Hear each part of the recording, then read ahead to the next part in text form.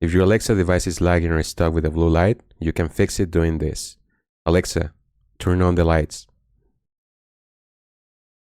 As you can see, it takes too long to respond, but there is an easy way to fix this.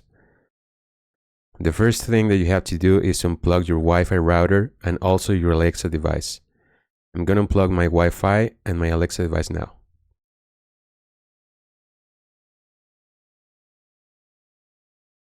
So now we're going to reconnect the Alexa device first.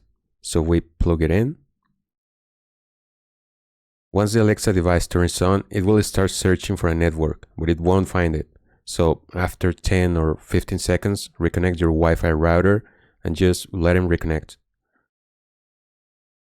Once they're reconnected, we're going to test the speed one more time and we'll see if there is any difference.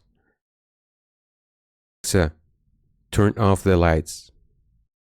Alexa, turn off the panels. Alexa, turn on the lights. Alexa, there's a dog barking outside. Alexa, turn on the light. And that's how you fix an Alexa device that is lagging or stuck with a blue light. If this video was useful, comment and share it with your friends. It helps me a lot, bro. And I'll see you in the next video. Bye.